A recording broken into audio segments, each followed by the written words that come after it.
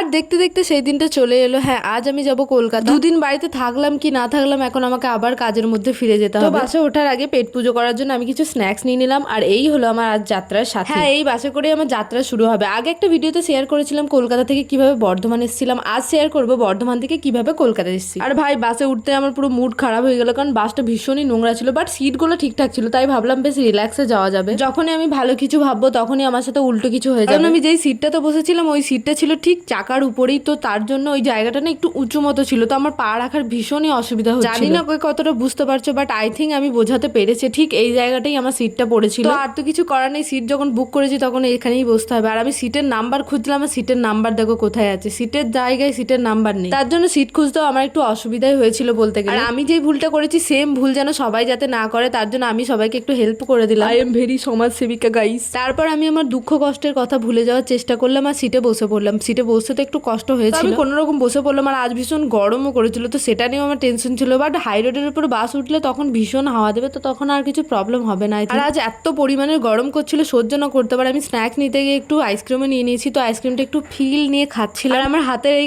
স্ক্রাঞ্চিটা দেখে কেউ আমাকে জাজ করবে না গাইস, একদমই আমি ছাপড়ি নই। আসলে আগের দিন যখন আমি এসেছিলাম তখন তো তাড়াহুড়ো করে অফিস থেকে একবারে এসেছিলাম, তো আমার মাথাটা ঠিকঠাক বাঁধা হয়নি ছিল, ক্লিপ দিয়েই বেঁধেছিলাম, সেই জন্য আমার চুলটা অনেক এলোমেলো হয়েছিল। তাই আমি আজকে একটু ভালোভাবে প্রস্তুতি নিয়ে নিয়েছিলাম। চুল এলোমেলো হওয়ার আগে আমি স্ক্রাঞ্চিটা দিয়ে ভালো করে বেঁধে নেবো টাইট করে, সেই জন্যই আজকে নিয়ে এসেছি। আর আলিশা পর্যন্ত আমি একটু ভালোভাবেই গিয়েছিলাম রিল্যাক্সে পা তুলে, কারণ সেই অবধি কেউ চাপেনি ছিল যারা আমার সাইডে ছিল। আর এই হলো ন্যাশনাল হাইওয়ে। আর এই যাত্রায় সব থেকে ভালো ব্যাপার কি ছিল জানো গাইস, আমার পাশে না একটা মেয়েই বসেছিল। আর আমি জানি এই ব্যাপারটা একমাত্র একটা মেয়েই ফিল করতে পারে। সব খারাপের মধ্যে একটা ভালো কিছু হয়েছে। আর ভীষণ পরিমাণের হাওয়া দিচ্ছিল। আর এই যে আমার মা আমাকে পাউরুটি টোস্ট বানিয়ে দিয়েছে বাসে খাওয়ার জন্য। খাবার তো দিয়েছে অলরেডি, ওখানে যেয়ে খাবো বলে, তার সাথে এটাও দিয়েছিল। তো খাওয়া দাওয়া করলাম, তারপর আমরা কলকাতায় পৌঁছে গেলাম আর বাস চেঞ্জ করলাম। গরম কাকে বলে সেটা বোঝার জন্য তোমাকে অবশ্যই কলকাতায় আসতে হবে। ভাই, এখন অতটাও গরম নেই, তবে ট্রাভেল করার সময় তুমি আসল বুঝতে পারবে যে কলকাতায় এখনো পর্যন্ত কি পরিমাণের গরম। তো বলতে গেলে আমি অনেক কষ্টেই পৌঁছেছি। তারপর আমি রুমে গিয়ে চটপট ফ্রেশ হয়ে নিলাম আর একটু শুয়েছিলাম, বাট ঘুম তো আসছিল না, তো তার জন্য আমি উঠে একটু খাওয়া দাওয়াই করে নিলাম। আর আমও নিয়ে এসেছিলাম, তো সেগুলোও খেলাম। রুমে পৌঁছে সমস্ত কাজ টাজ সেরে আমার ফ্রেশ হতেও ওই